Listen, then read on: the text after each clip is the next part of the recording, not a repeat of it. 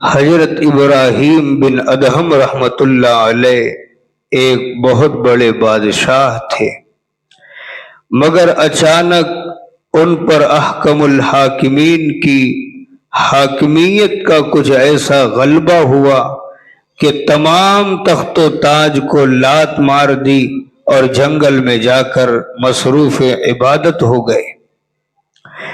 مگر جیسا کہ ہادی امت محمد عربی صلی اللہ علیہ وسلم نے فرمایا ہے، اسمع یسمع لک، تم اللہ تعالی کی مان لو، پھر کائنات کی ساری چیزیں تمہاری مانے گی، تمہاری سنے گی۔ حضرت ابراہیم بن ادہم رحمت اللہ علیہ نے اپنے آپ کو اس کسوٹی پر پورا اتار لیا۔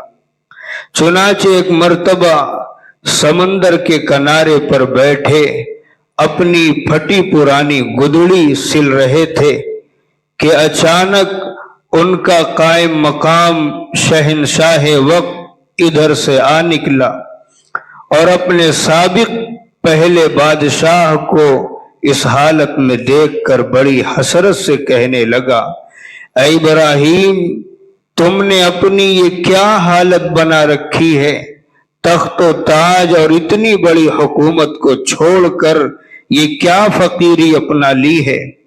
حضرت ابراہیم بن ادہم رحمت اللہ علیہ نے پر اعتماد لہجے میں فرمایا، اے بادشاہ، تو اس کو فقیری کہتا ہے؟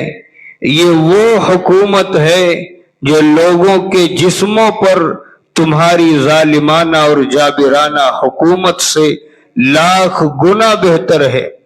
تم تو صرف چند بندگان خدا پر حکومت کرتے ہو اور مجھے اس فقیری میں ان گنت مخلوقات خدا پر پوری دسترس حاصل ہے۔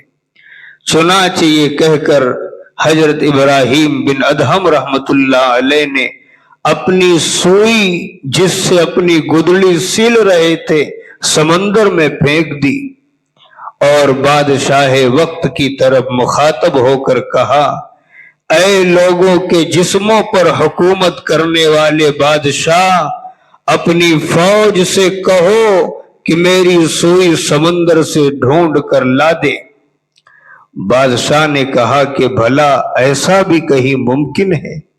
یہ بھی کوئی ممکن صورت ہے کہ سمندر سے سوئی اب دستیاب ہو جائے؟ حضرت ابراہیم بن ادہم رحمت اللہ علیہ نے اللہ تعالی سے لو لگائی، اللہ تعالی کی طرف متوجہ ہوئے اور کہا، اے اللہ، مجھے میری سوئی چاہیے۔ یہ کہنا تھا کہ بے شمار مچھلیاں اپنے اپنے منہ میں ایک ایک سونے کی سوئی دبائے ہوئے سمندر کے کنارے پر آ گئی۔ انہوں نے پھر عرض کیا، اے پروردگار، مجھے صرف میری وہی سوئی چاہیے، سونے کی سوئی مجھے نہیں چاہیے۔ چنانچہ بعد میں دیکھتے کیا ہیں کہ ایک مچھلی اپنے منہ میں وہی سوئی دبائے چلی آ رہی ہے۔ یہ دیکھ کر شہنشاہ وقت کو ندامت ہوئی، شرمندگی ہوئی۔ یقیناً اللہ کے پیارے حبیب جناب محمد الرسول اللہ صلی اللہ علیہ وسلم نے حق فرمایا، اسمع یسمع لک، اے لوگوں، اللہ کی سننے کے لیے تیار ہو جاؤ، مان کر اسے عمل سے ثابت کر دو، کائنات کا ذرہ ذرہ تمہاری سنے گا۔ اللہ کو اپنا آقا مان لو، دنیا کی ساری چیزیں تمہاری غلام بن جائیں گی۔